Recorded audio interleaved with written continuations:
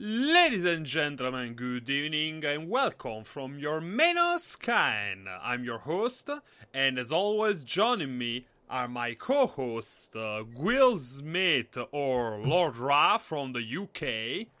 Hello, everybody. And from Mexico, we have Eagle Ceres. Hola, everybody. So, how's your week been? My last few minutes have been pretty hectic. Last few minutes. Yeah, because basically I had to set up everything in a hurry because I was running late because of Final Fantasy 14, the dungeon, and I just found the party because it's an old raid and no one wanted to do it, and then we had to try it like 6-7 times to get the mechanics down, but still we wiped out. So I was in a hurry. Breathe. Breathe. What? What's breathe? What's breathe? Breathe. Breathe. Okay, I got like you were like making a Dio Brando impression, maybe. Breathe. Breathe. It's all in the intonation. Sorry. It's all in how you intone it. Yeah, it's kind of hard, basically. But Japanese say you are fuck. What the hell was that? Is that your kettle, Will? Yeah, no. There's a Normies, get out! Okay, you do it better than me. So how's your weekend been, Eagle? I heard you went to Disneyland yesterday, right? Yeah. Took my best friend, his wife, and their daughter, aka my goddaughter. We went to Disney, had some fun, rode a lot of rides, paid for expensive food. Still pretty good. What about you, Will? How was your week? Basically, and I don't understand why, but I read Eagle that basically was worried about your eyesight of all things. Why? Well, as you may be aware, my new hobby is moonshining. Yeah. And as such, it was time for the first rum run. Well, now I get it. And I need to make sure. It was surprisingly smooth for moonshine. But And I made sure to burn off the methanol. I did a quick Google as of what is the test methanol? Is there something that I can do a chemical test sort of thing? Go right now that's safe to drink, or no, you want to dispose of that? And there isn't one easy that you can use in the home, but there is something you can do, and that's making yourself your own guinea pig, basically. Well, you have the smell, you sniff. If it smells chemically, don't drink it. Oh. Very logical.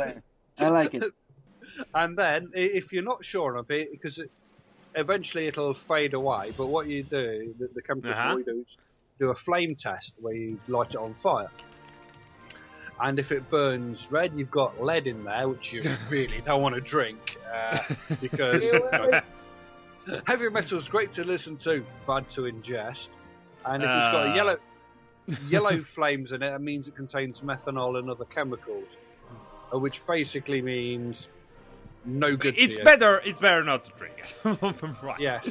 And my second flavour fermentation thing is going. That's already started. I'm not sure what details I can give of that. Nah, it's okay. Okay, so this is the 16th episode, guys. I really can't believe we're actually still doing this. Basically, we started this in 2015 as a way to, just hang around, but we're actually doing this on a regular schedule. How did that happen? We had nothing better to do at the weekend. Pretty much, yeah. Pretty much, yeah. Okay, and speaking of nothing better to do, we're going to do something that everyone's doing it. I think most people already did it, but we're going to do it today. We're going to talk about 3 subjects, because seriously, like I said to you the last time on the chat, it seems like every week there is something new to talk about. It's like the entertainment industry won't leave us without a subject matter, be it for good or for worse. So, speaking of good, do you want to talk about the good or the bad first? let's start with as long as there's something good to end on, because I like to end on a positive note. But we'll start with some good news. All right. The good news is that a couple days ago, Disney, Marvel Studios dropped the second trailer for Marvel Civil War. And, okay, my thoughts first. The bottom line, it was fucking awesome. Like, really fucking awesome. I mean, I really wasn't expecting... I mean, I come to expect that, but I wasn't expecting that last bit. You know what I'm talking about? Oh yeah. Oh yes, that last bit, that was fantastic. Okay, let's go in order. Okay, your thoughts, Laura, about the whole trailer. Then we focus on that last bit. It's cranking up what we saw in the first trailer. Captain America and Iron Man having their dispute. And then there's a few bits where there are a few flashbacks to earlier movies in the franchise. Yeah, three of the movies. Yeah, the Avengers, Captain America, with the Battle for New York, then Captain America, Winter Soldier when they dropped the helicarrier. Yeah, and then there's and then of course there's Avengers: Age of Ultron, where Sokovia. Which I have to be honest, I haven't watched that yet. What, you blasphemer? No, it's not really, because it's from sensitive Josh Whedon, so Oh, yeah, he is sensitive, but you can take that with a handful of salt and just ignore the sensitivity and just enjoy it for what it is. Yeah, but from what I read, it wasn't even that good compared to the first, right? Ultron wasn't totally not what it appeared in the trailers and stuff like that. Yeah, the Ultron was sort of there for he's around for a week. Yeah, and, basically the only good Marvel villain is still only Loki so far, basically. Yeah. Okay, so you were saying, sorry for interrupting you. Go ahead. Well, so let Eagle have a quick blast. Okay, go Eagle.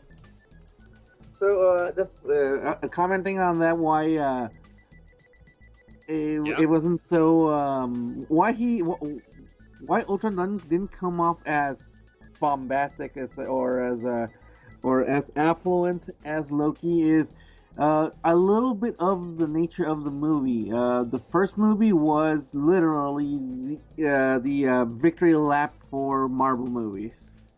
Yeah, but okay.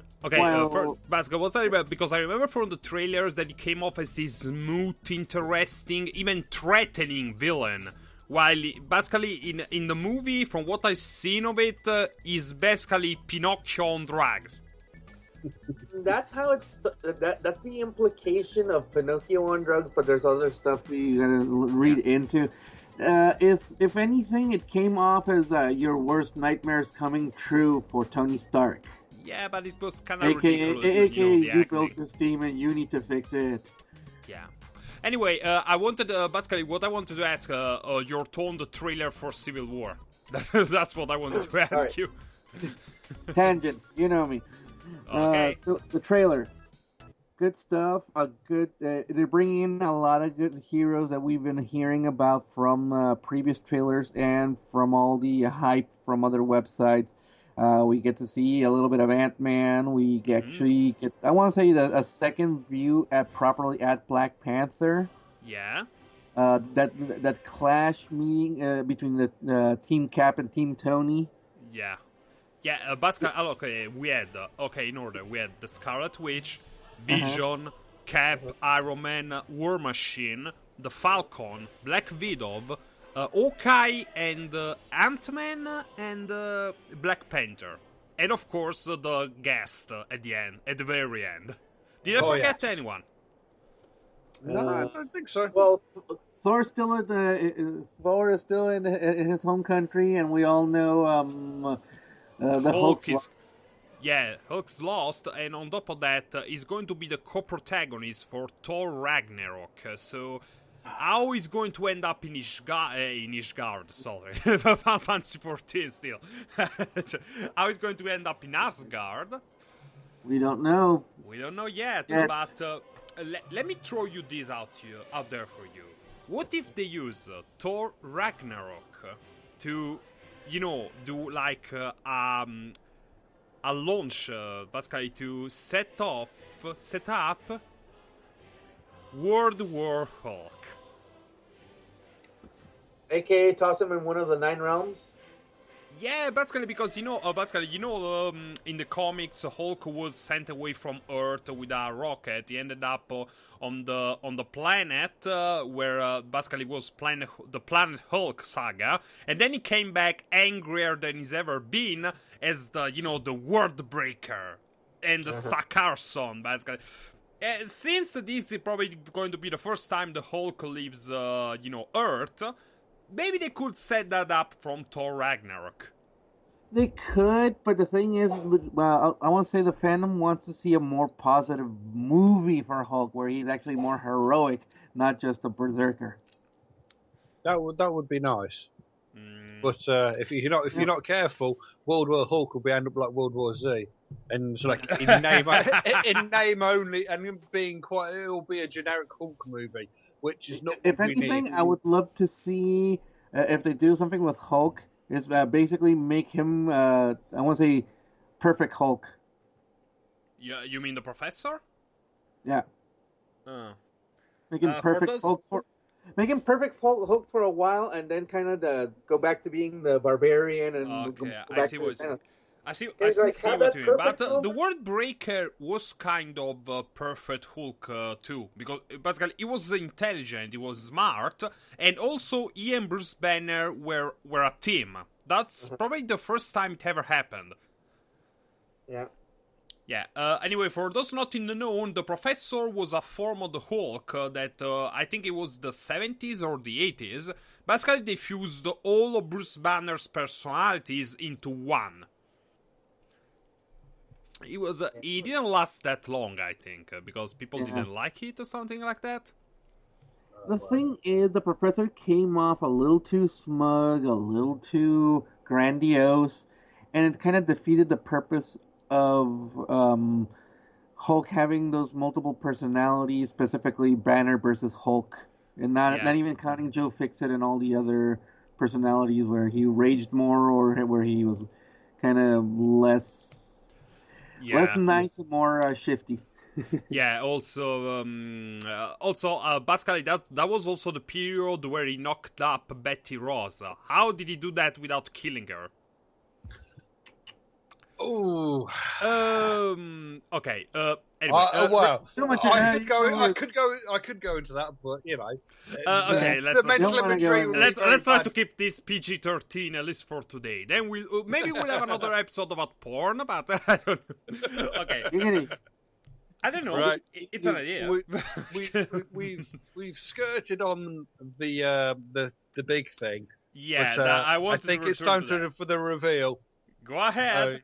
Go ahead. Well, it's Tony Stark being Tony Stark and calling attention to somebody who should have been there for a long time ago. Yeah. The Spider-Man. And remember, there's a hyphen between Spider and Man.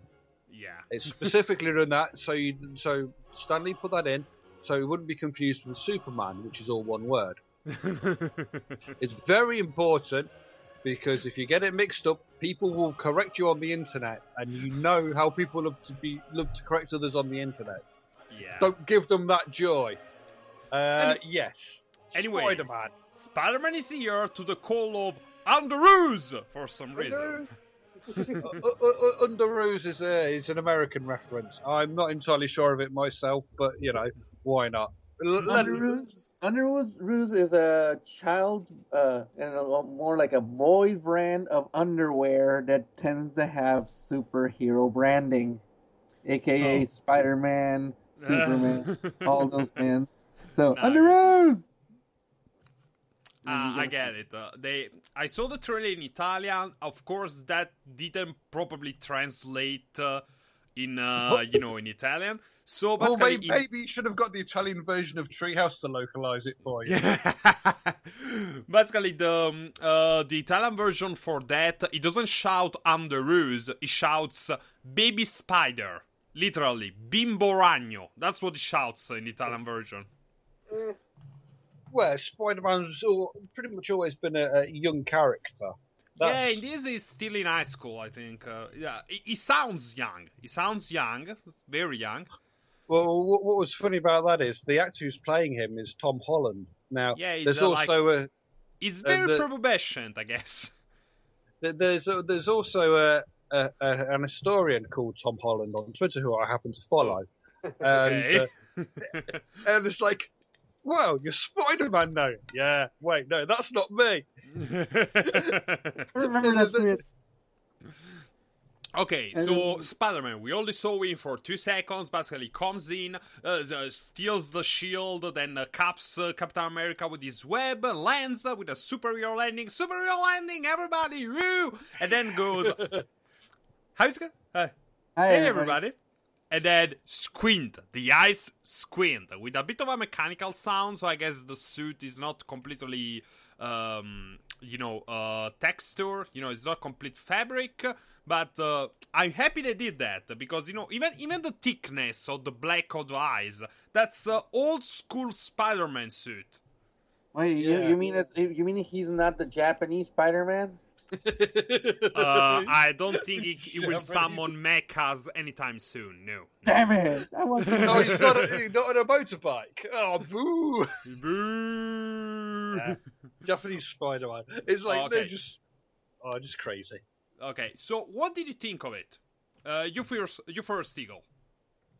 I liked it, actually. It's a good intro for a character that's been long missing in the Marvel Universe, because of legal issues. It's a good intro for a new actor to get into the role. On a negative side, it's like, okay, why that suit? Because personally, I was a fan of the suit that was used with Tobey Maguire. I did not enjoy the suit they used with Garfield.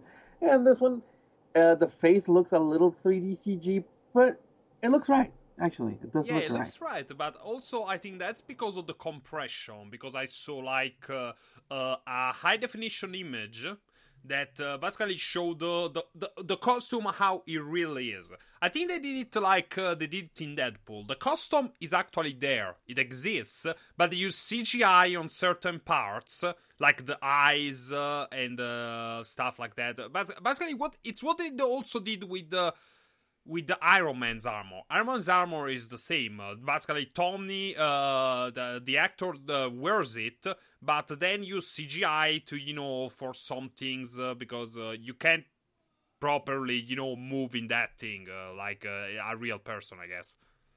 Oh, yeah. In the chat, I've just tweeted something. I posted something. I found its way to my Twitter feed.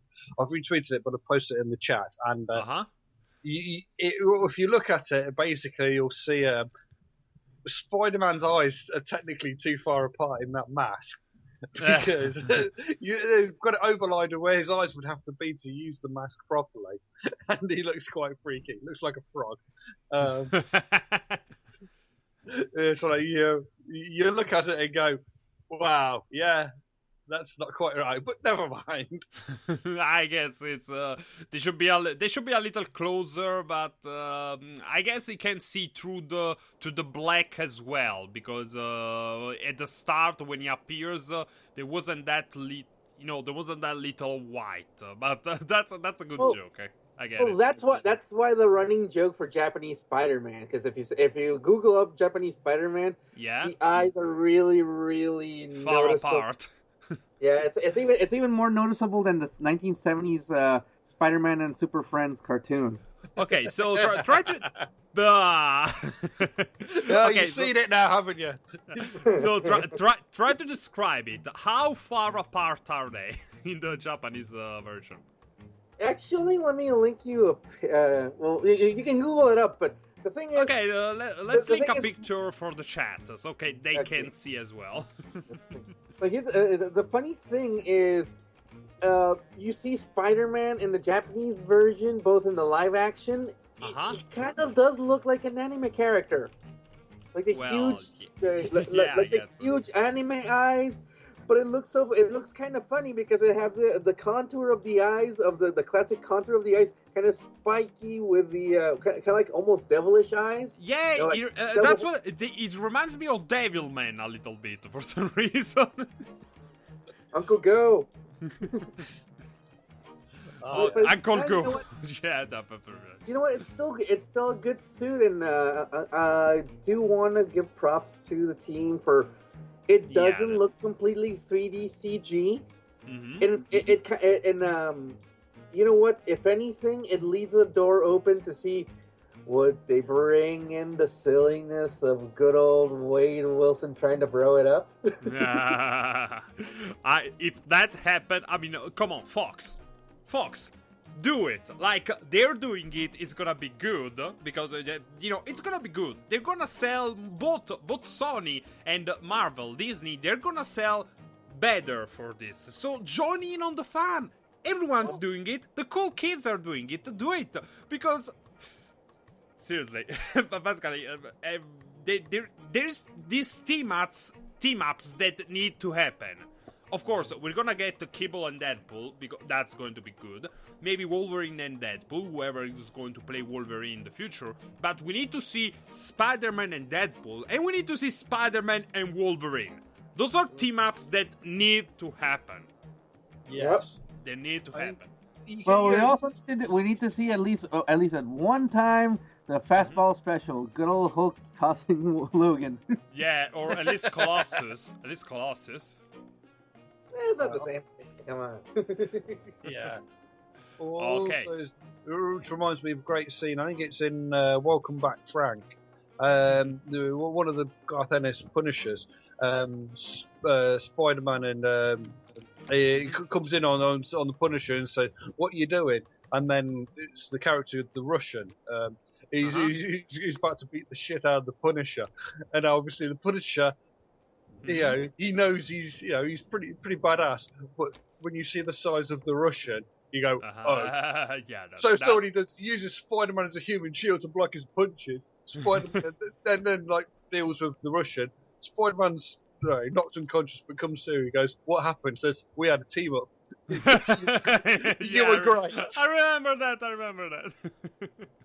So, quick comment from Richard in the chat is like, let's be honest here. If Japan was ever doing an Avenger-like movie, it would be super awesome, over the top. No, it wouldn't be. It would have been, but the only thing is, Japan's already doing something. Yeah. It's basically Digimon / Avengers. Yeah. This there is little kids. Basca, it's a Digimon 4th season. Not even one of the good ones. It's 4th seasons, as in little kids transform into Avengers with wristwatch or something. It's kind of silly and not that good. So, I don't know, I kind of liked it. Being a fan of Digimon, I'm like, cool. Yeah, but just no. Just the concept is just no. Just go watch Digimon or play Digimon because you know, Digimon. I hearing good thing about Xeros Wars. No, that was a series like the Cyber Sleuth. Cyber Sleuth. I'm hearing good things. So go play that, I guess. Okay, now for the bad part, but not for Marvel, because if anything, this last trailer proved that Marvel can, on top of doing good movies, because there have been, even the worst ones they did so far, have just been, you know, not that good, but decent, you know, That's the level of the worst movies they've done so far. And their good ones are, wow, mind blown. I want to say, they're not so good ones, they pay the bills. Exactly. They're great ones, they completely destroy the blockbusters. Yeah, and then on the other side, we have... okay, so of course, then there is Fox, which has been a hit or miss for a while now. Because, you know... yes. Days of First Class was good. Days of Future Past was, I think it lacked in action. You know, I mean, the action scenes weren't that spectacular, and now there is going to be Apocalypse, and I think it's going to be a mixed bag, because there is, you know, Olivia Munn doing Psylocke, and she's looking fucking awesome. And not only for the looks, but because basically for the swordplay and everything, because... we'll see, but I really don't like the focus they're putting on Jennifer Lawrence. Then, of course, as Richard says, we had the Fun Fantastic, which was... but then there was Deadpool. Yeah, what is it? It's let's say the mutant movies tend to be okay. Yeah. But yeah, Fantastic Four... Yeah. Why is it so hard to get? I mean, well, actually saying that, I said before, Disney managed to do it right with The Incredibles. So why can't they? Yeah, you can just copy from that. Anyway, and then there's Fox, now they had Deadpool, we'll see what they do. And then there is Warner Brothers, and the DC Comics movies. We have the Batman trilogy, but that doesn't count anymore, because now they have a reboot, a new universe. Yeah. They had the Green Lantern movie. Oh, I saw that on the cinema. The more we know about it, the better we are. Yeah. Then we had Man of Steel, which is a decent action flick, but it's a terrible Superman movie. Like, terrible. The action scenes are good, but everything else about it is just so off. And now there is Dawn of Justice. And here I want to talk about a video from a YouTuber I started following recently, which is called, I don't want to say it wrong, let me just check the exact pronunciation, Alakia. Alakia. Okay, so basically, Alakia released today, today. Basically, she has a series of vlogs called Water Cooler Chats, which basically she stands in front of a camera and talks about stuff. Now,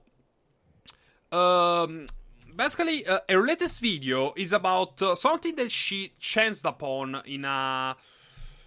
How can I say this? I linked the link to the video in the chat, by the way, for anyone who's curious. And basically, she chanced upon the toys that are for the Dawn of Justice, for Batman vs Superman. And Warner Brothers can do marketing for shit. We realized it with the trailer, with the spoiler that Doomsday was going to be in it. Then they did it with the images that they published on some magazines, where they spoiled that Darkseid is going to be in it. And then Alakia chanced upon a series of toys. And those toys were spoilers as well.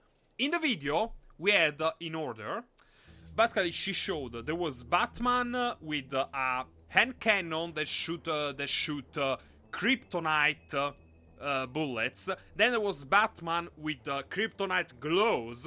Then there was the Batmobile with a kryptonite cannon. And even worse, there was a package that contained a Batman toy, a Superman toy, and then there was Lex Luthor's power armor from the comics, from the Batman and Superman comics.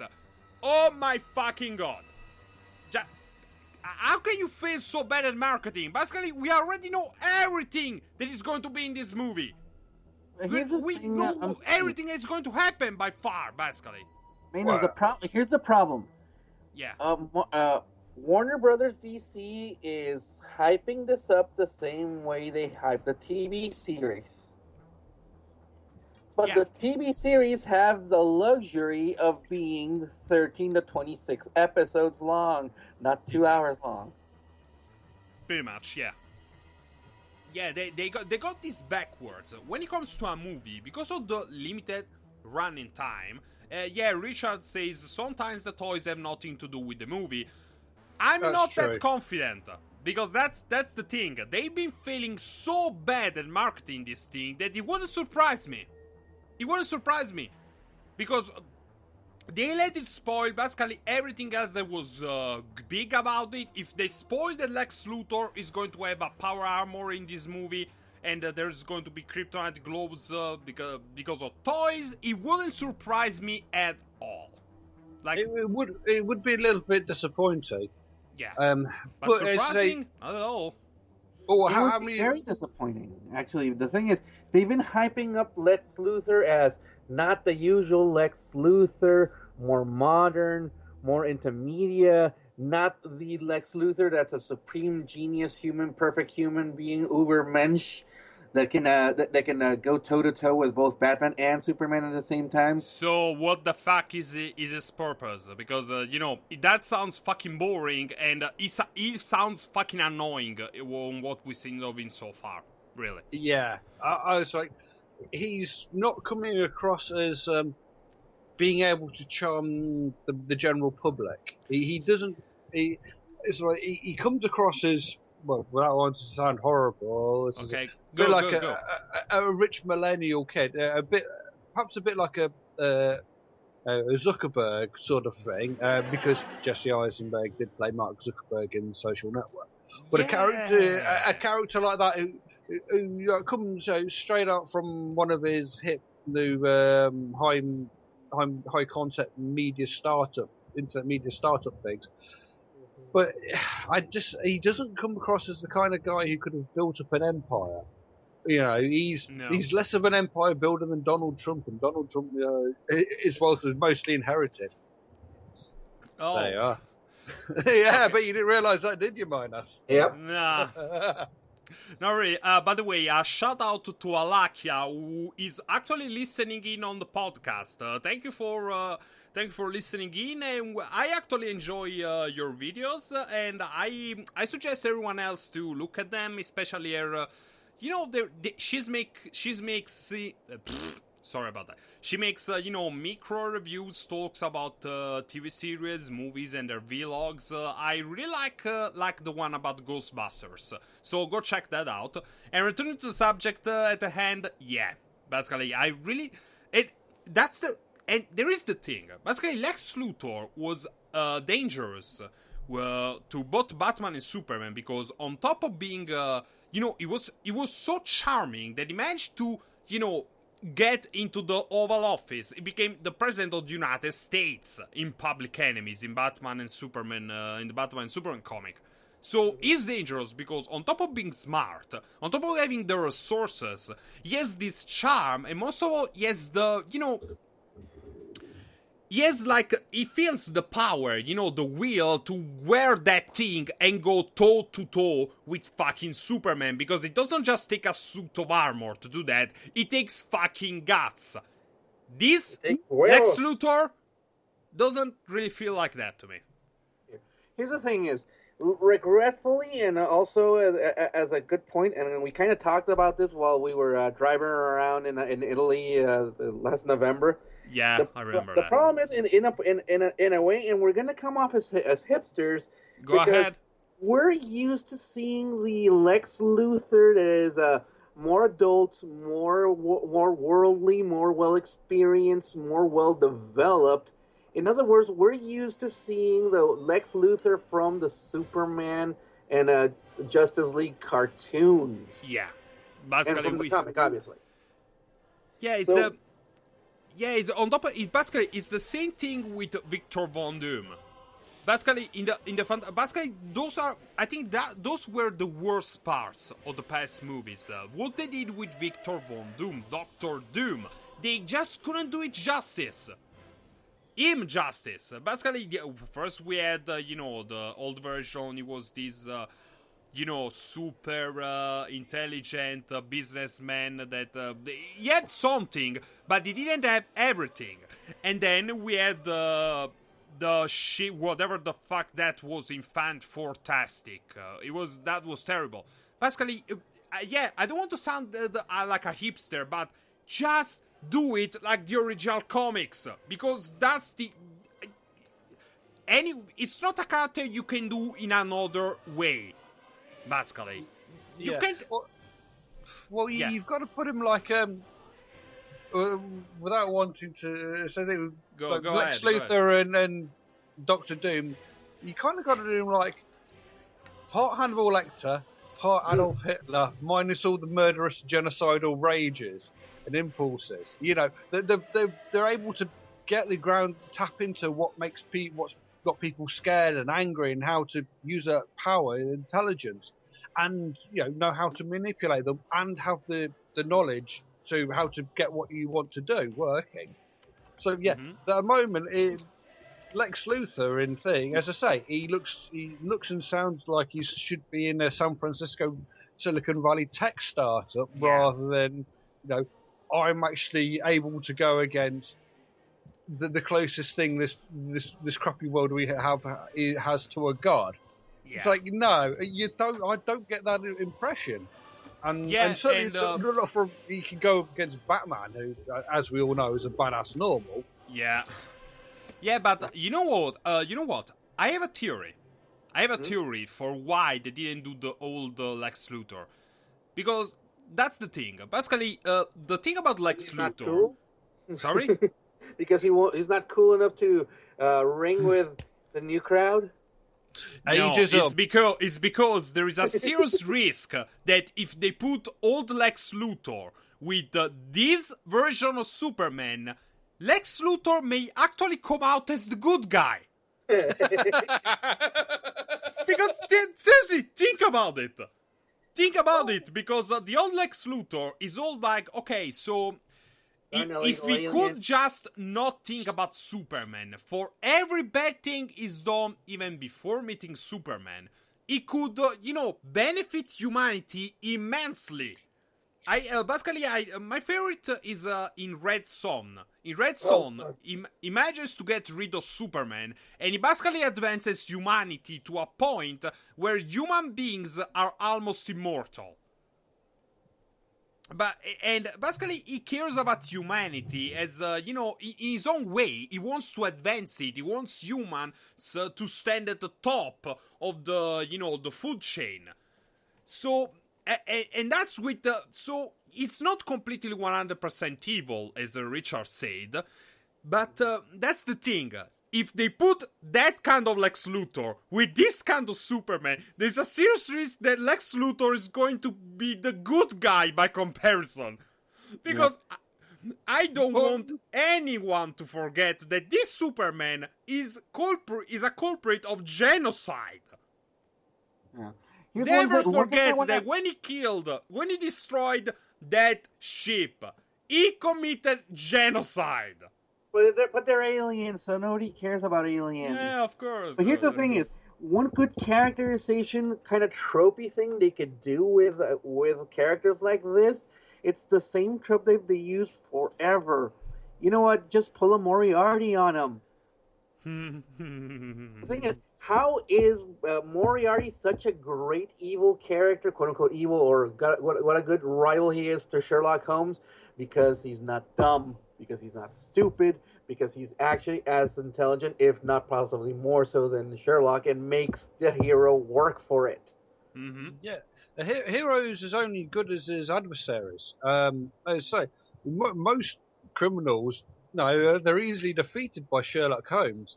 I think Arthur Conan Doyle realised this, thought, well, actually, you know what, we kind of have to come up with somebody who's smart enough to deal with him, and then he created Moriarty. And also, for better or worse, it helps, doesn't help that Sherlock isn't the smartest Holmes. Mycroft is much smarter and capable.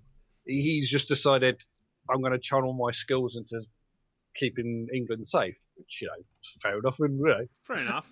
It is appreciated. I mean, that's one of the things. In the grand scheme of things, Clark Kent versus Lex Luthor. If you even Superman versus Lex Luthor, who do you want on your trying to figure out to solve your problem? You want Lex Luthor.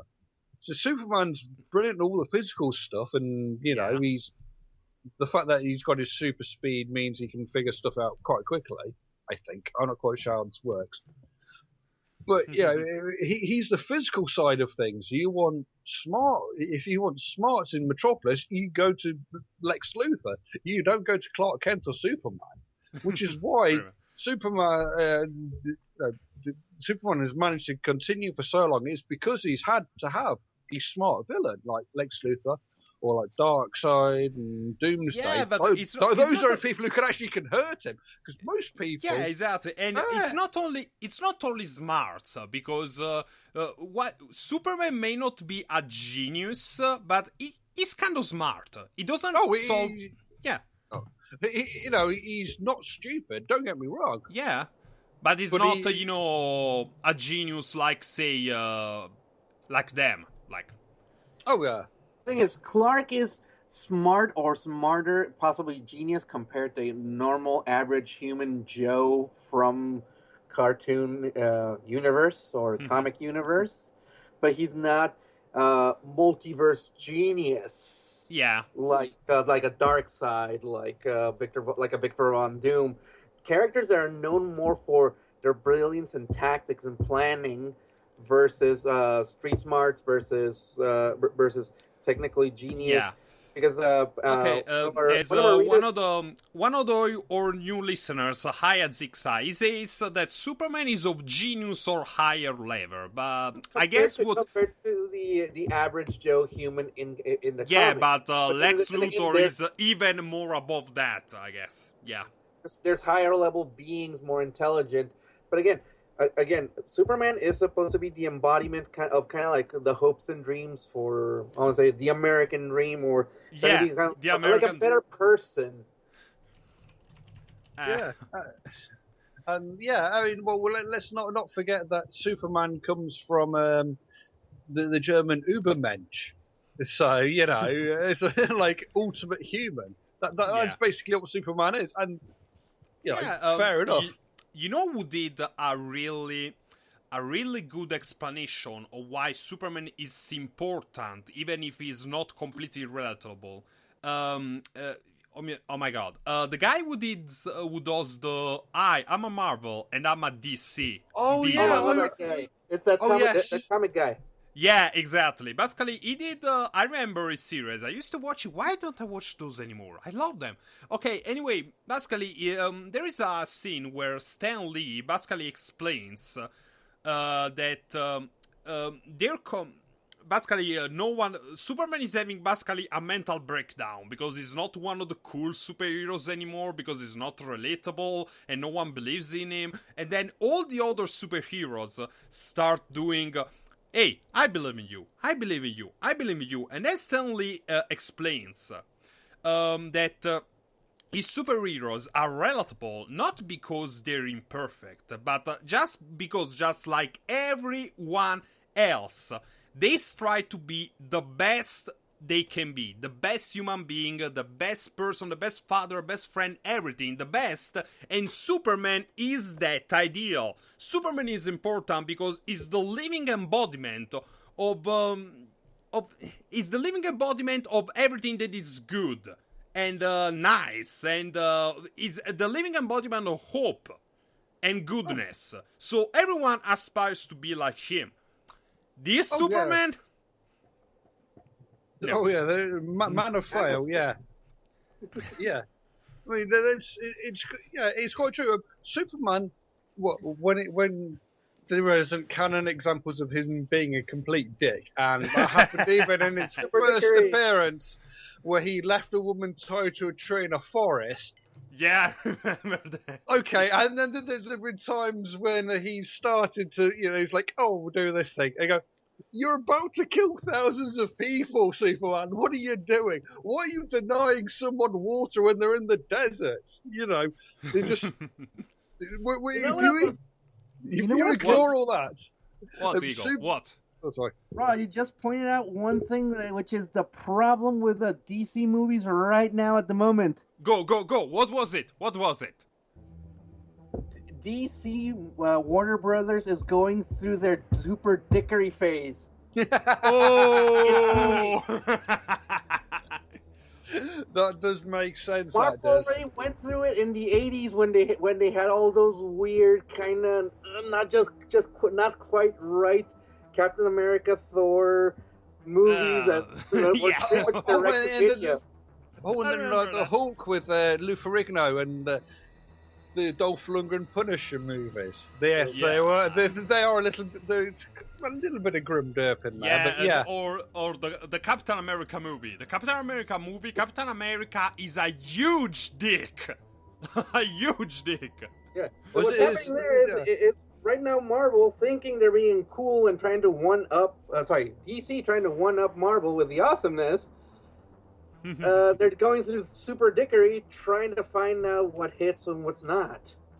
No, Richard, we're going farther back. 80s. Yeah, we're going to the 80s, not the 90s.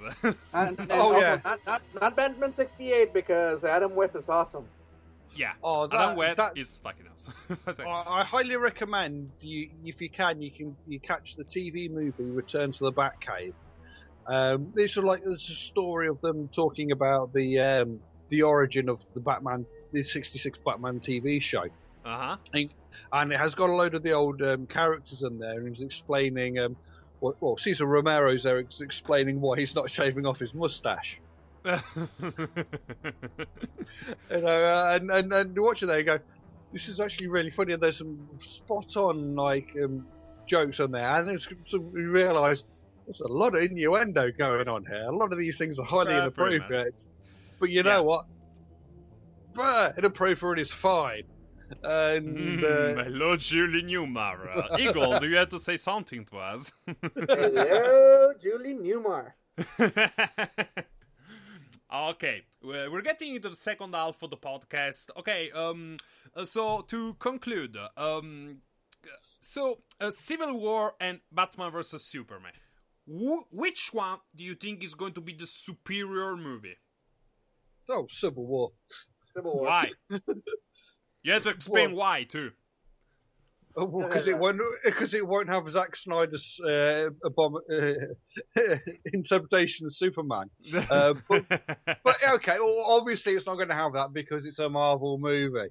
But the Russo brothers, I liked their previous incarnation, their previous movie with Captain America in, and I didn't particularly like Man of Fail.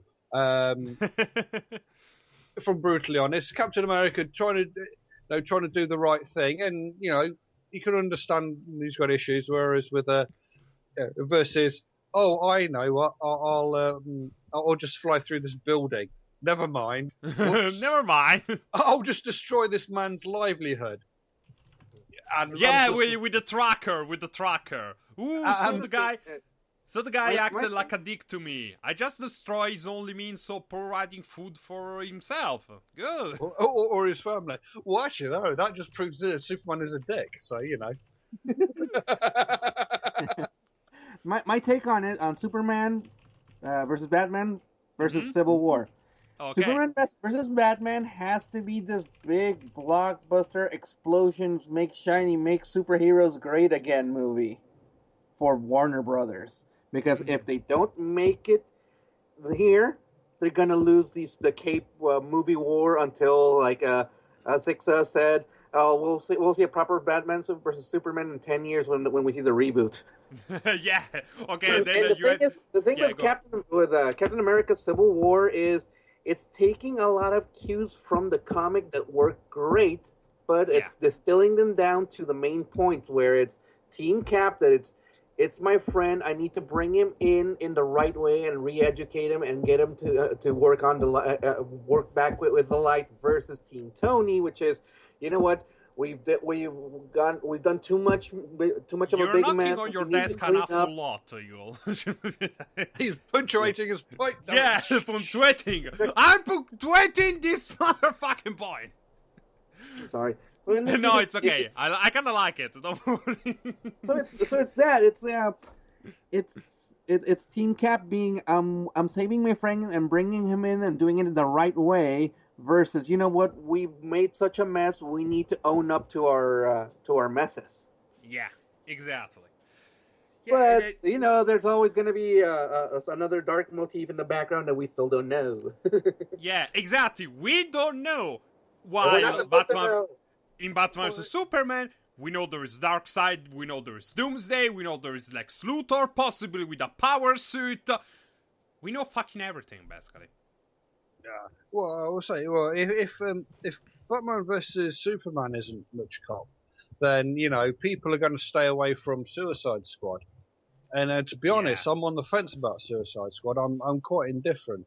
It's like it feels like everyone's going to get about 5 minutes of screen time, or it's going to be there for the best part of 3 hours and have a numb backside when I'm done. Yeah, and it's a shame because they have to understand that basically they're doing what Marvel again like Deadpool. Basically, like Deadpool, everyone is taking the wrong lesson from Deadpool, and Warner Brothers took the wrong lesson from Disney. It's not basically what Marvel does is not working because they have a bunch of superhero movies all put together, but because each superhero does his own thing. Now we go. Ant-Man was a super heist movie. Guardians of the Galaxy was a super space opera. Then this is going to be Civil War, a spy movie. The Winter Soldier was a super spy movie. It's everyone does his own thing because everyone is a different superhero.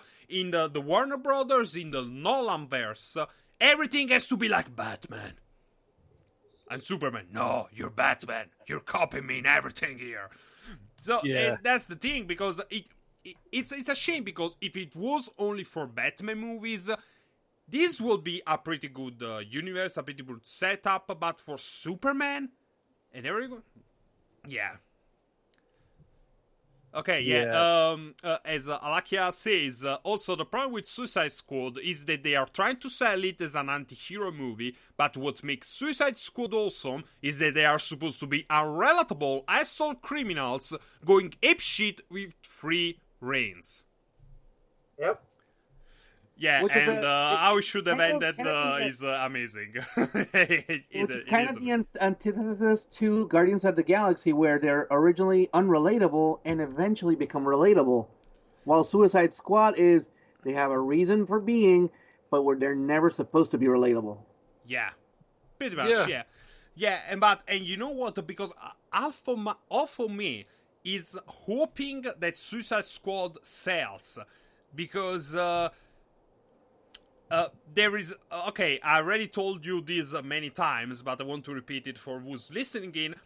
My favorite character of the DC Universe in the comics is Jason Todd, the Red Hood, the second Robin. Under the Red Hood is probably the best animated movie from Marvel, from DC they ever did. The comics are great, so... And they're mentioning him... They're dropping all Easter eggs. They mentioned that the reason Harley Quinn and the Joker had a fallout was because of Jason Todd's death. So now there's Batman in Dawn of Justice. So I want to see Jason Todd on the big screen. I'm sorry. I want to see it. I'm sorry. I'm biased that. Yeah, you want to see Jason Todd Red Mask, not Jason Todd Robin. Red Hood, Hitman. Red Hood. Yeah, but not Jason Todd Robin because he was he's already happened. He's already dead, and he should have resurrected. Well, there's one theory that someone came up with. Well, it's the internet. People have got too much time on their hands, and they come up with crazy theories. Someone had the theory that the Joker in Suicide Squad is Jason Todd Joker, not real Joker. Which is, there was a theory. Someone had that because there's like what looks like shoulder injuries and on the Robin suit and what have you. So they reckon that could tie in Suicide Squad to Dawn of Justice. If that happens, I'm going to march all the way to whatever the studios are and bash some heads in with a crowbar. Oh no, that's cyber violence. Stop that! You'll have to face the UN. I'm gonna crowbar to that too. I think I'm going to do a lot of people a favor though. Yeah. It's the UN guys. They put Saudi Arabia on the Security Council for Human Rights. Okay. Moving on. Okay, so this was the movie half of the program. Well, 55 minutes, but not really half, more than half. But now we're going to talk about video games, more specifically about 2 video games that came out this last week, which again proves gamers... People are idiots. Yeah, people are idiots. Okay, the first is, of course, The Division. The Division smelled fishy right from the get-go. Because they did, like, the beta, which wasn't... of course, it didn't have all the... the online functionality. And when the game came out, and then they didn't send one single review copy of the game. I repeat, Ubisoft... The guys that last year, a couple of years ago, basically, came out with Unity, and it was a fucking mess, and they also did Watch Dogs, didn't send out any kind of review copy to people beforehand. There was no review embargo, because no one could play this game. And, of course, when it comes out, and we understand why, there is the no-face bugs. There is a bug that lets... it's a massive multiplayer online RPG action, stuff like that. And multiple people can talk to the same NPC at the same time. There were actually lines of people waiting to talk to a single NPC. Of course, it's Ubisoft. All their releases have been like this.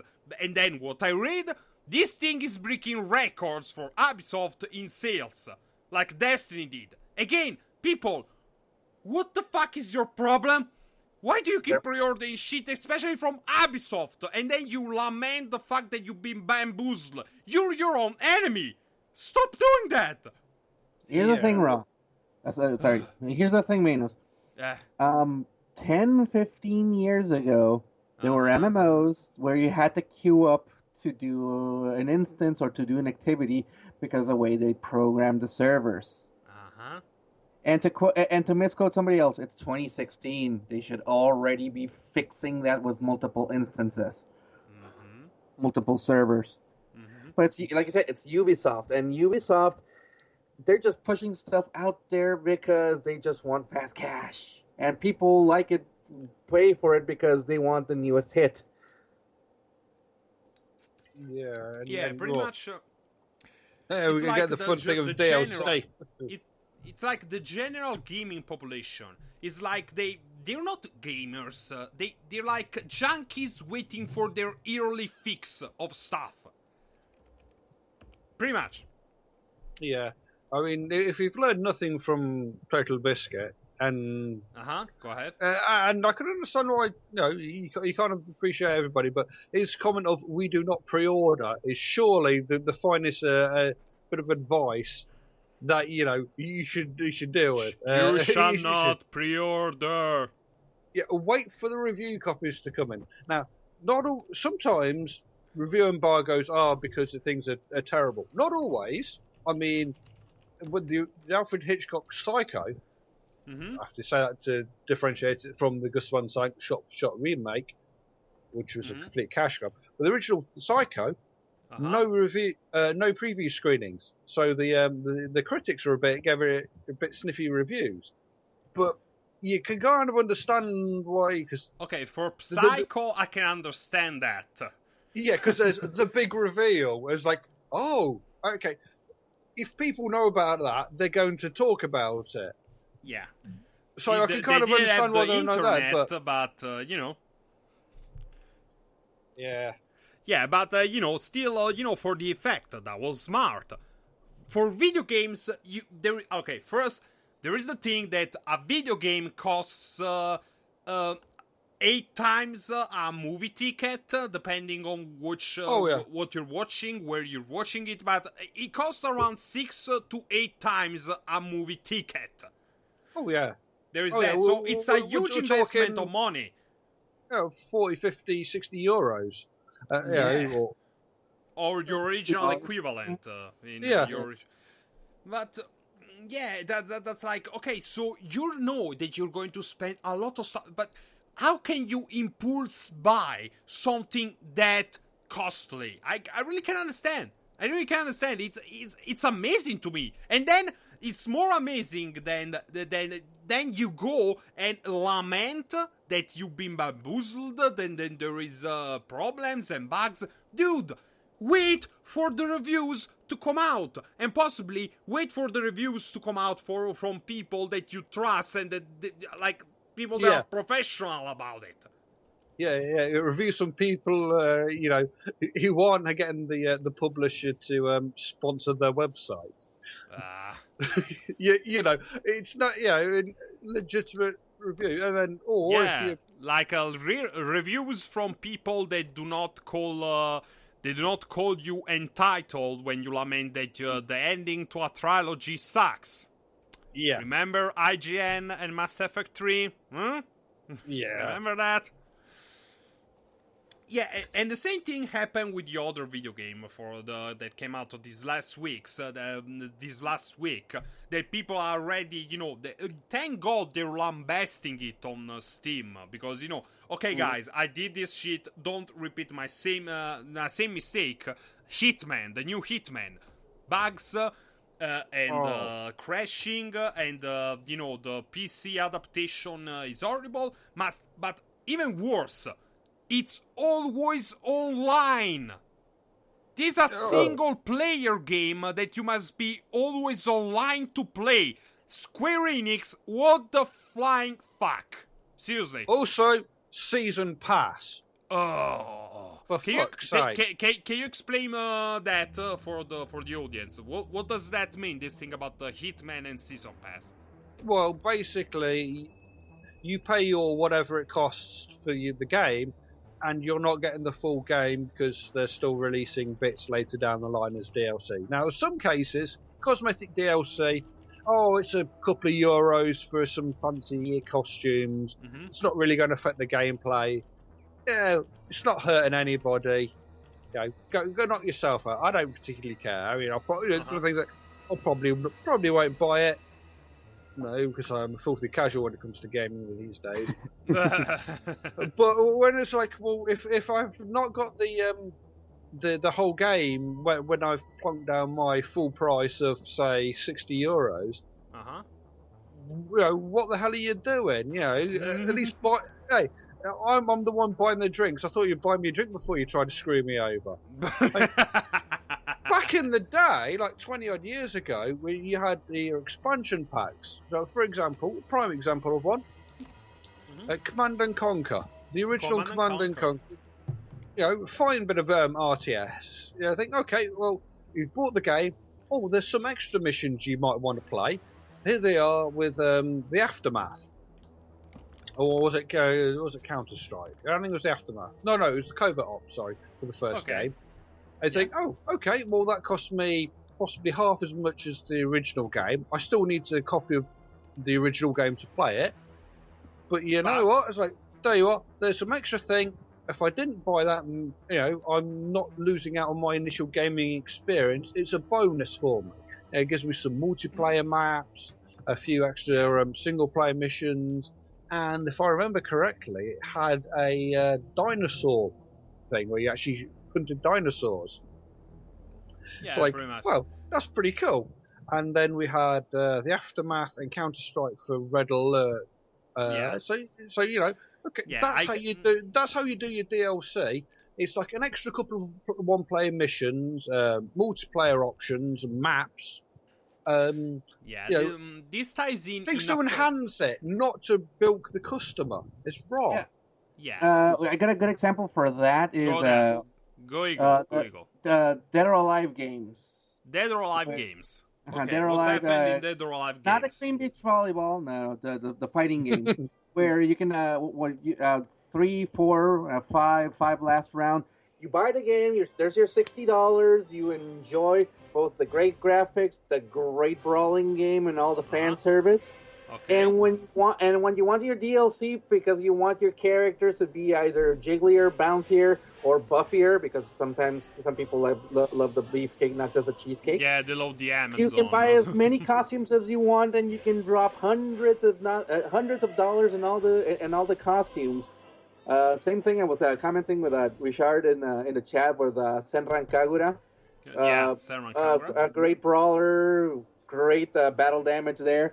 And, The game there, your DLCs are not locked content. It's just additional costumes, additional little things for beauty, not just okay. Pay $50 if you want to get the special attacks. Pay another $50 because if you now want to have there is story mode 3.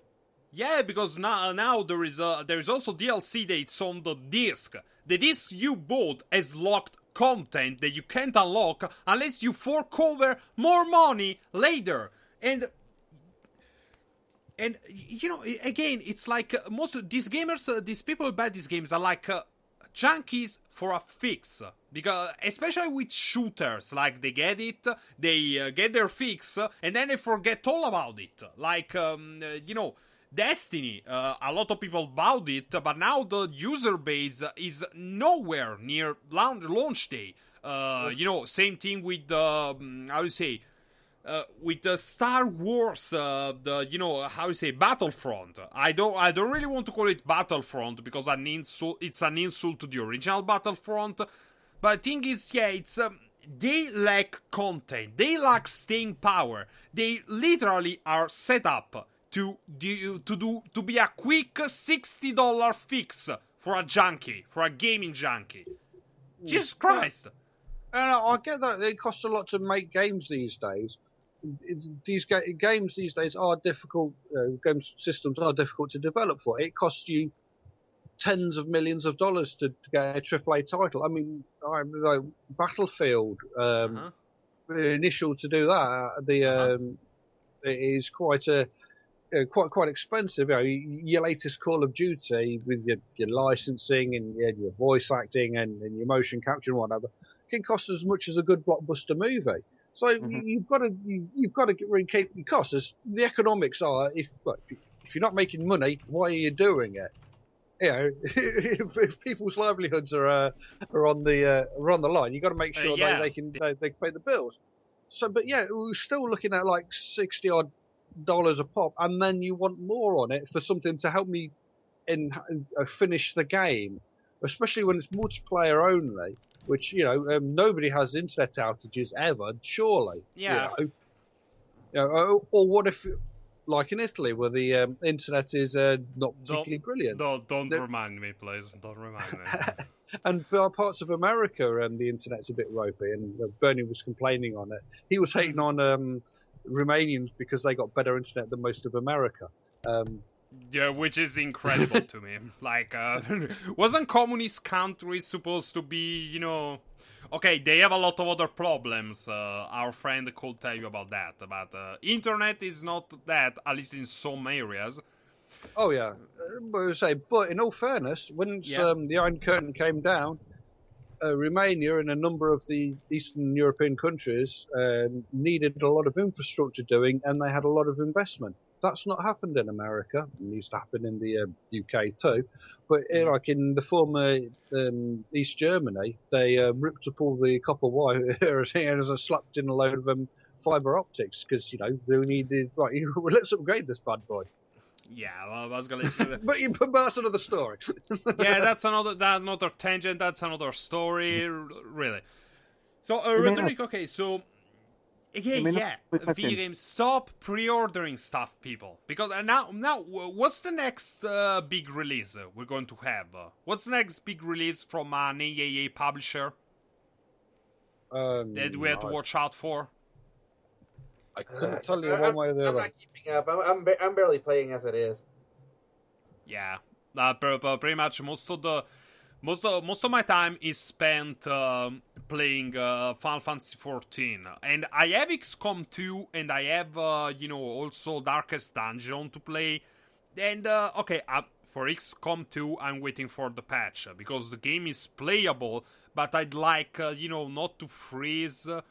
Yeah, and we have to watch out for Bravely Second in America, but we already got it in Europe, so we know it's okay. Dark Souls 3 looks good, but Dark Souls 3, I don't know, because Dark Souls 2 was inferior to Dark Souls 1. That's that's a thing. Basically, for the combat and style, yeah. Bloodborne kind of fixed that, but I don't know what to think of Dark Souls 3. Really, do you play the Souls series, guys? I don't. I've become I've become a filthy casual on the old gaming. Yeah, and you, Eagle? I just watch let's plays because it's so hardcore. Yeah, I can understand, the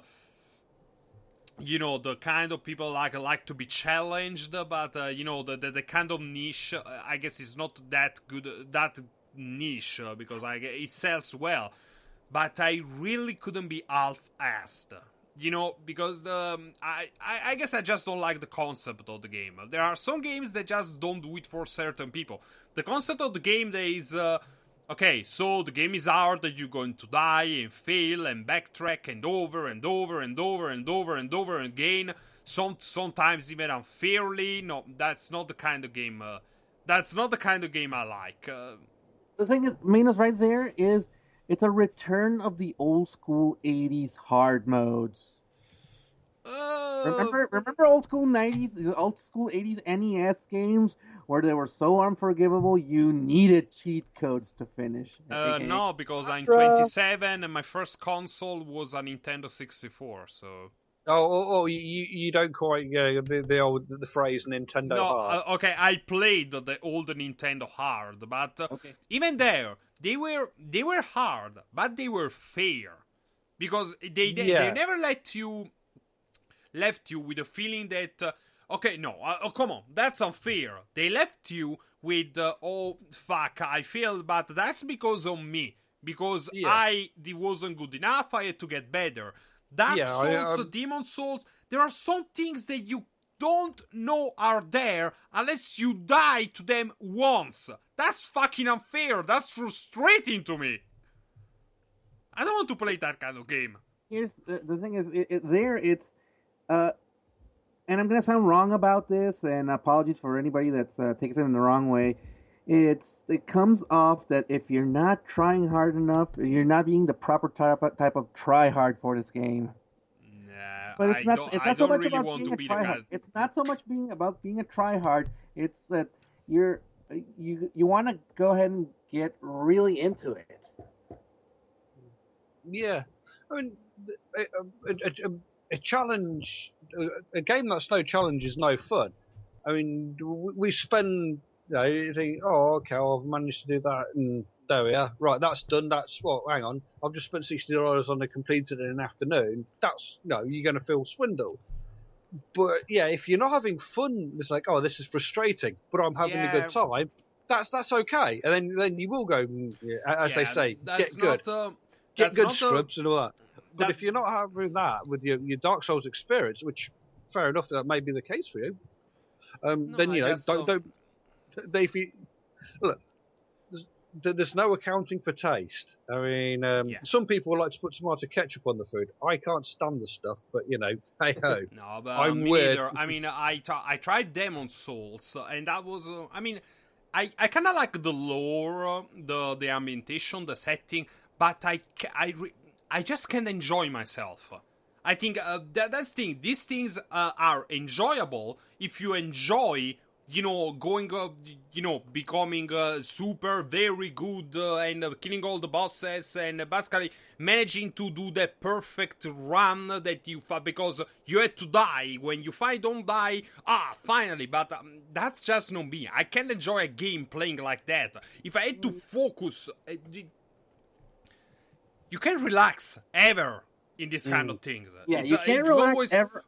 You can't relax ever on that one because it's you're basically playing the meat and potatoes of an MMO RPG, kind of like Final Fantasy 14, kind of like Final Fantasy 13, kind of like WoW, but you're doing it as a single player mode instead of a full party where everybody's on point with their own job. Yeah, and they can help with each the other. Souls games, you're just a knight, you got your weapon, you got your potions, you better get good. Or you're gonna die, and you die, and you die, and you die, and you die, and you die, and you die until you got that good to one-shot stuff, or to basically know where in the scale of their armor you're gonna shank them. Yeah, that's not the kind of game for me. I'm sorry. I just Yeah. no, sorry. I know what you mean. I don't like playing a game I'm not going to win. I don't mind playing a game. No, it's not. It's not that I'm not going to win because not to pull my own leg, but I'm kind of a pretty good gamer. If I have to do something hard, I'll do it. The savage levels of certain trials on. Basically, on Final Fantasy 14, there are some bosses, I guess, that you could call them, that there are some mechanics that are fucking hard to do. Basically, if you don't know them, you're going to die a lot, you have to restart, but in Final Fantasy 14, I like doing that. You know, I don't want to watch videos on YouTube because I like learning about those mechanics on my own. I like experimenting, I like dying, I like struggling. But again, Demon's Souls doesn't really give me a reason to. You don't feel like that the payoff is big enough in Demon's Souls. Exactly. I don't feel that the payoff in the Soul series is big enough to force me to slog through their difficulty setting. And I get that because I played Final Fantasy 11 and 14. I got to deal with notorious monsters, hyper notorious monsters. In 14 with hard modes and then savage modes, where I know the mechanics teach you if you have not learned your main job or whatever you're playing at that moment, you either learn or you never finish that quest. Yeah. And it's and the thing is, that's a bonus quest. That's an add-on to the storyline to keep people coming back. Yeah. It's not part of the main storyline that if you don't finish this quest, you might as well break the game. CD. Okay, Richard, we got it. You're good at Dark Souls, and you find them easy. I could find them easy. I could find them easy as well if I put my mind to it. But I don't have a reason to put my mind to it until they become easy. I don't really. There is nothing in those games. The settings are interesting, but that's it. They're interesting from an observing standpoint. They're interesting to me like Game of Thrones is interesting. I like to read about it. I like to watch people talk about it, but I don't like watching it. I don't like reading the books. That's the thing. I have no reason whatsoever to make the Soul series easy to me. You may like the setting, you may like the storytelling in it, but the appeal of that series is not the setting, is not the story, is the challenge. That's not enough for me. I'm sorry. I look for other things in games. That's fair enough. I mean, you go for it. Well, a lot of things. I have a game to relax and just. Think about something else for a short while. That's generally how it is. Because it's a hobby. It's for a bit of fun, Yeah, and you don't have to like games for the same reason I do. You don't have to like the same games I like. You don't even have to like me. It's just to accept that, some people like different things than you. That's all you have to do in life.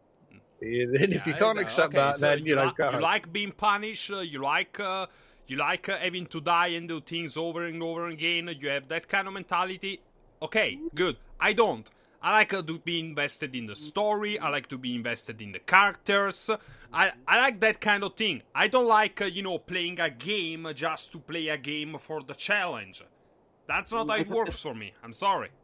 You might be reducing this a little bit, Minos, because yeah, it does have a story. It does have a long, but the part I think the part that really turns you off from it, it's that the challenge level doesn't reach your threshold of I get this much challenge and it pays off with this much story, this much lore. There is not enough story in it. Bit more, you're obligated to dig in a little bit more into the lore, into the story, so you can be that much more invested to beat the crap out of those monsters after they beat the crap out of you 100 times. Yeah, pretty much. Okay, it's not that I'm reducing the game too much. It's that the game has a kind of storytelling that is very subtle. It's very, you make your own story. You have to pick hints. You have to do that. You have to talk with this.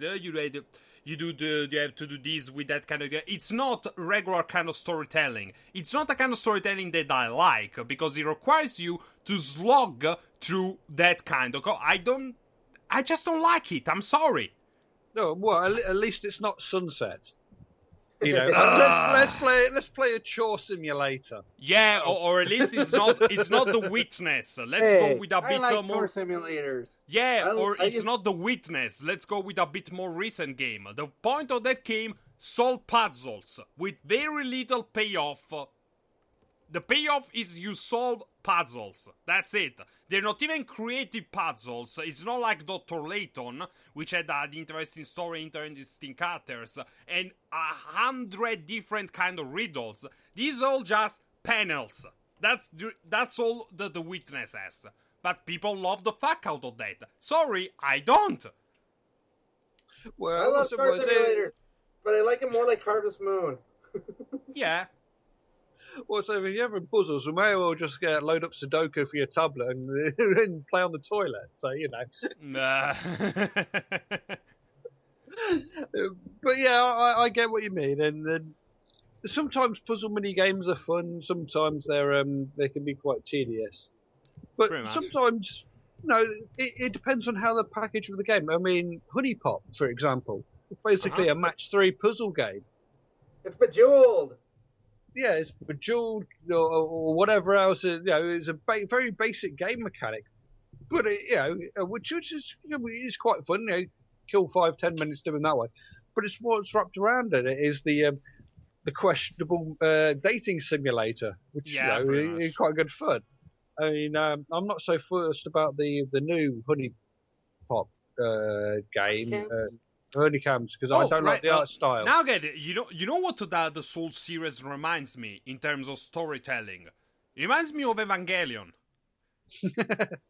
Everything is shit.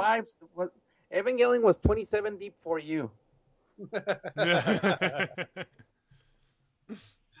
Yeah, it's like, oh, you don't like it? What's the matter? Too deep for you. There's a time and a place for a good bit of deep and depth in your storytelling, but a good story should be accessible on multiple levels. Yeah, I guess it's basically. Again, I'm interested in the story of Dark Souls. I like it. What I don't like is what you have to do to get to that story. I feel the payoff it's not enough for that kind of effort. Basically, that's pretty much it. Yeah, it's not that I'm reducing it. I'm just saying not enough bang for that. Not enough bang for my buck, I guess you could say. Well, that's fair enough. You see it that way. Other people play it differently, and you know what? That's the beauty of games because you can play it, you can interpret it different ways, and some people get some fandoms will get a lot more people. Some fandoms won't. Yeah, but okay. On one thing, I want to be clear. If you say to me that the appeal of the Soul series is the story and the setting, that's bullshit. You all know the appeal of the series is how hard it is. Even the marketing for that says it. The marketing is not the story, is not the setting, is not the character. Is you are gonna die. That's what you sell. That's what sells. That's what you buy. Don't tell me that it's the story and the setting that sells that series, because it's not true. What we were talking about before all this? I don't remember.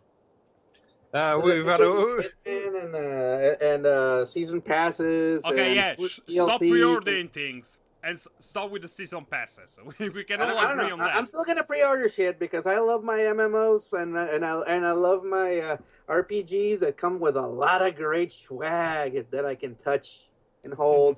And just put in a little shrine next to my computer and just say, that's cute. Oh, yeah. Seriously, when Final Fantasy XIV Heaven's Ward came out, there was like a $100 pre-order, but it gave you a fucking huge, beautiful image. Figure of what was the dragon again? The dragoon, Estinian? Dragon.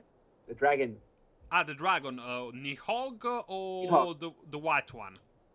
The one that becomes your buddy. The dragoon. Dragon. Dragon. I think the white one. No, it. No, the white one doesn't remember the. You want? You say Midgard Zolom? You get a Midgard Armor. Oh well, a small Midgard Armor, but it's like a physical figurine. It's like when you pre-ordered the Phantom Pain and you get the arm thing. Okay. Anyway. Well, that was like last year or early last year. Yeah, pretty much. So pre-orders as a thing, they're not a bad idea.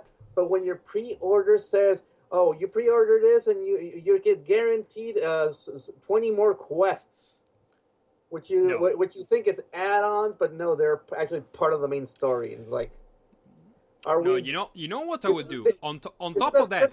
Game, not an MMO. No, I would limit the number of pre-orders because it's like now with the digital age, there is no limit to the number of pre-orders. I do pre-orders like for comics, for stuff that if I don't pre-order, I have to wait. Even for video games, that's how it works. You pre-order something because you didn't want to miss it. But now with the internet, there is no sense for pre-orders. Well, no sense whatsoever. Well, yeah. This brings up another thing, which we may be running out of time to mention, but... Go ahead. Early access. We have 5 more minutes. Early access. See, this is the thing, like early access. Now that could be a whole other show. The merits of early access.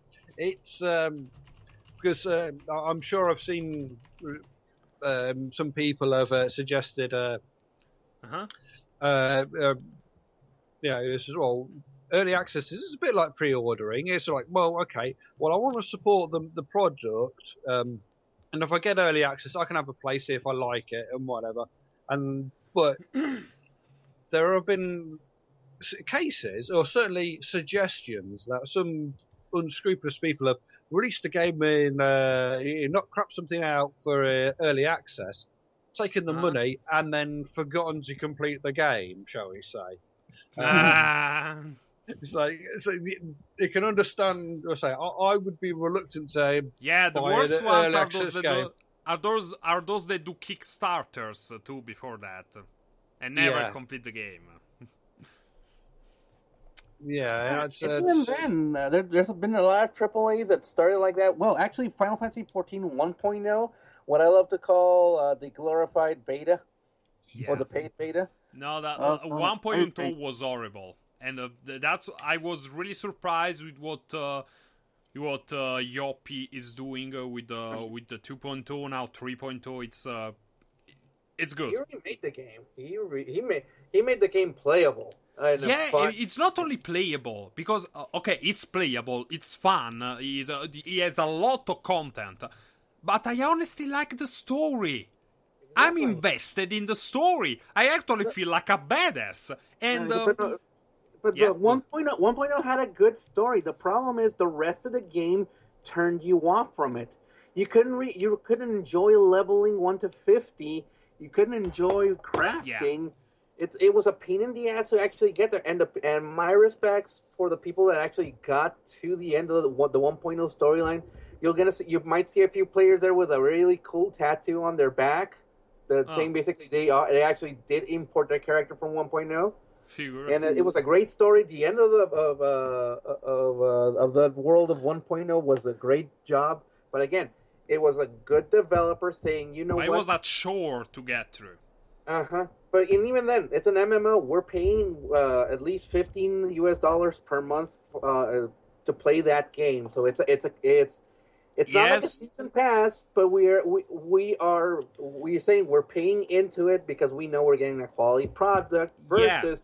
We upfront pay $50, $100 to get into the game early, but we're paying for a glorified beta, sometimes if that. Yeah, fortunately there are cases like 2.0 that's not the case. Okay, we have 1 minute 15 seconds left for the podcast. Anything you want to say last, guys? Can't think of anything jumping out at me at the moment. I say, having fun ripping some of my old anime DVDs and realising stuff's not aged terribly well. You go, ooh, that's not some top-notch voice acting. I'm sure that's fine for the day, but I've been spoiled by things and such. Well, I guess that's a good subject for next week. We can talk about stuff that aged terribly. You, Eagle? Had a great time at Disney. Recommend it. Just make sure you take a lot of money because food's not cheap. Yeah, $20 for a burger, fries and a drink. Oh my god! I would rather pay for the $10 salad and think I'm at a fancy restaurant. $20 for a burger? Does that come with a hand job under the table? Oh, so sorry. It better be. It better be. One of my people I follow on Twitter mentioned he was in San Francisco airport. Any pint of beer, which isn't even a real pint because you Americans have 16-ounce pints, not the 20-ounce jobs we have over here in the UK, which is for another rant. He said it cost him like $12 for a beer. It's like, wait, what? Did that come with a hand job and 5 minutes use of a glory hole? I mean, I know it's San Francisco, but come on. Yeah, and you know what's even worse than paying that much for a burger? Paying that much for a pizza because you came to Italy and you all know that your pizza in the US sucks. It sucks. Now you know. Anyway, guys, thank you for tuning in. I want to thank our guests, I guess. Can we call it again? Okay, I want to thank Alakia for tuning in, for listening in, and for her videos. Go watch her videos, guys, because they're really cute. They're really interesting. She makes some great considerations. And I'll see you next Sunday. This is Meoskine. These are my co-hosts, Lord Ra and Eagle Ceres. Later, Stay awesome, everybody. See you next time. Bye.